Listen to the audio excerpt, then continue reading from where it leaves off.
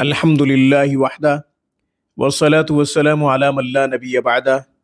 سامعین السلام علیکم ورحمۃ اللہ وبرکاتہ۔ سامعین، آج کا وظیفہ گمشدہ اشیاء کی واپسی کے حوالے سے ہے۔ آپ کی کوئی چیز گم ہو گئی ہے تو یہ وظیفہ جب آپ کریں گے تو انشاءاللہ وہ آپ کی چیز واپس مل جائے گی۔ جہاں بھی ہوگی اللہ تعالیٰ واپسی کا کوئی نہ کوئی سبب پیدا فرما دیں گے۔ اسی طرح یہ وظیفہ گمشدہ انسان کے لیے بھی کیا جا سکتا ہے۔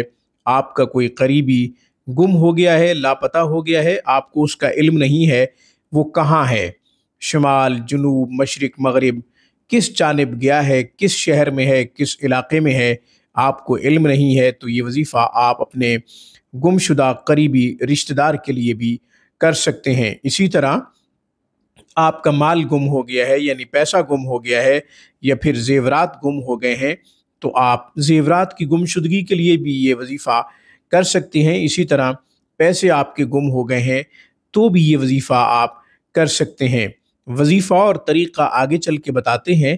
ہمیشہ کی طرح درخواست کروں گا کہ آپ خود بھی قرآن کریم پڑھیں، اپنے بچوں کو بھی صحیح حروف کے ساتھ قرآن کریم پڑھائیں۔ قرآن کریم کی ایک آیت مبارکہ کا پڑھنا 100 رکعت نفل پڑھنے سے زیادہ افضل ہے۔ علم کا ایک باب سیکھنا 1000 رکعت نفل پڑھنے سے زیادہ افضل ہے۔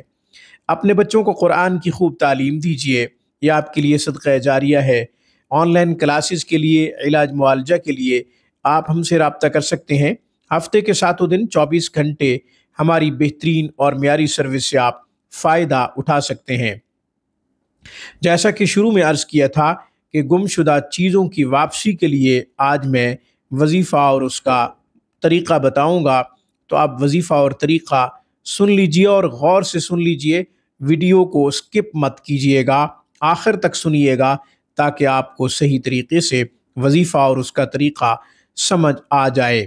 پیسہ گم ہو گیا ہے یا زیورات، یا پھر کوئی انسان گم ہو گیا ہے، یا آپ کی کوئی چیز گم ہو گئی ہے، تو یہ وظیفہ آپ کر سکتے ہیں۔ عبارت ذرا صحیح حروف کے ساتھ پڑھ دیتا ہوں، آپ بھی یاد کر لیجئے، ہم سکرین پہ لکھ دیں گے، آپ آسانی سے ملاحظہ کر سکیں گے۔ بسم اللہ الرحمن الرحیم، یا رب موسیٰ یا رب کلیم۔ بسم اللہ الرحمن الرحیم، یا رب موسیٰ یا رب کلیم۔ بسم اللہ الرحمن الرحیم، یا رب موسیٰ یا رب کلیم۔ اس وظیفہ کو پڑھنے کے 3 طریقے بتا دیتا ہوں، جو آپ کے لیے آسان ہو وہ طریقہ اختیار کر لیجئے۔ ہر نماز کے بعد اس عبارت کو آپ 100 مرتبہ پڑھ سکتے ہیں۔ اسی طرح دوسرا طریقہ یہ کہ آپ کثرت سے یہ عبارت پڑھتے رہیں، وقفے وقفے سے پڑھتے رہیں، گہ بگہ یہ عبارت پڑھتے رہیں۔ تیسرا طریقہ، اس عبارت کو عشاء کی نماز کے بعد ایک ہی نشست میں بغیر کسی کے ساتھ کلام کیے ہوئے اس کو 500 دفعہ پڑھیں گے۔ اس کے ساتھ ساتھ مشورہ دوں گا، انا للہ و انا الیہ راجعون کثرت سے پڑھتے رہیں تاکہ وظیفے کو 4 چاند لگ جائیں۔ یہ ہمارا تجربہ ہے کہ انا للہ و انا الیہ راجعون گمشدہ اشیاء کی واپسی کے لیے پڑھا جائے اور کثرت سے پڑھا جائے، بغیر تعداد کے پڑھا جائے، بغیر اوقات کے پڑھا جائے۔ وقت کی بھی کوئی قید نہیں ہے، اسی طرح تعداد کی بھی کوئی شرط نہیں ہے، تو اللہ تعالیٰ یا تو اسی چیز کی واپسی کا سبب بنا دیتے ہیں یا پھر اس کا بہترین نعم البدل عطا فرما دیتے ہیں۔ آج کی گفتگو میں بس اتنا ہی۔